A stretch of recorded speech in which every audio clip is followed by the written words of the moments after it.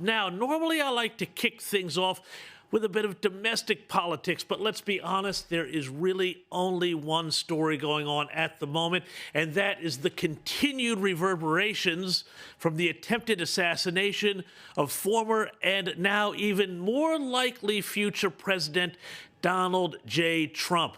Got a bunch of great guests coming at you from here in Australia and overseas in the United States. But before we start bringing in our brilliant panels, let's lay down a few markers about where we are and where we've come in the last 24 hours. Now, point one. The politics, the political fallout of what just happened yesterday are beginning to become clear. Now, however awful, and though they could have been a lot worse, however awful the events of the past 24, 36 hours have been, well, they are going to be felt right through November. The images, of course, of Donald Trump bouncing back after being shot, pumping his fist in defiance, and all the rest have given new life to what was already a surging Republican campaign. Republican voters now have a huge enthusiasm lead over the Democrats. In their minds, they've got a massive reason now to go out, vote, get their guy in. And remember, America is not a compulsory voting country like Australia is. New polls just released show Trump with a 2-to-1 likelihood of winning Pennsylvania, Wisconsin, and Michigan. The betting firm Polymarket also says Trump is a 77% likelihood of winning Georgia, 78% chance of winning Arizona, and he's got a 79% chance of winning Nevada. These are huge gains in the polls. And Donald Trump has told Washington Examiner reporter Salena Zito that he has also gone and torn up his speech for the coming Republican convention. He said he now wants to use that speech to bring the country together. Now, Trump called Zito earlier today to check in on her. She had been right there at the rally nearby when the shots were fired. Have a listen to what she had to say about that call.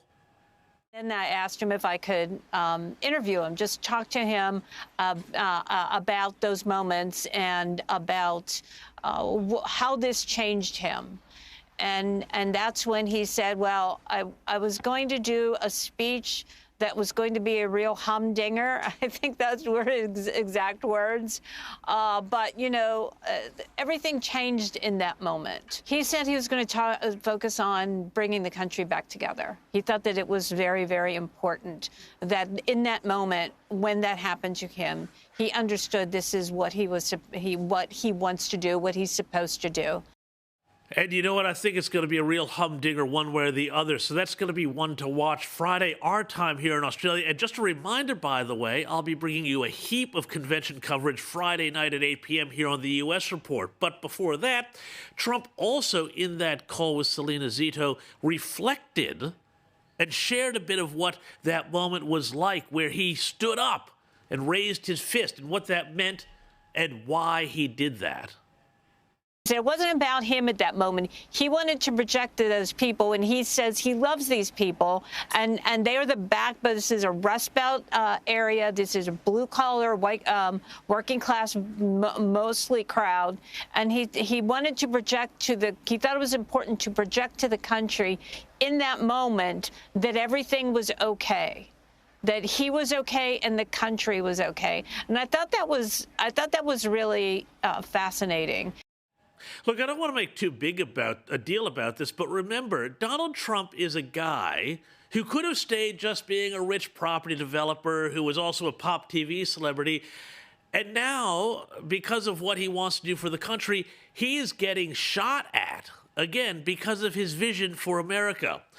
And I think that gives a bit of an indication of what he's all about, not what CNN and NBC, MSNBC and the Washington Post tell us we should think he is all about.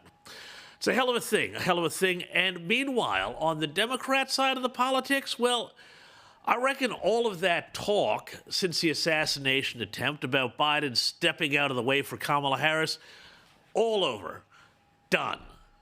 Kamala Harris is not going to step in. There's not going to be any contested convention next month.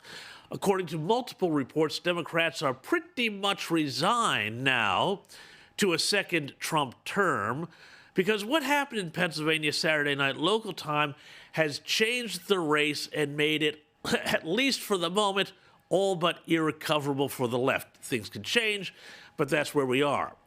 Kamala Harris, who may have been calculating behind the scenes, now she in no way wants to be anywhere near the top of a ticket that is likely to hit the wall in November. And Democrat power brokers, well, just put yourself in their position for a second.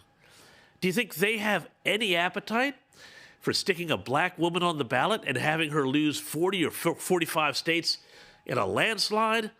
Absolutely not.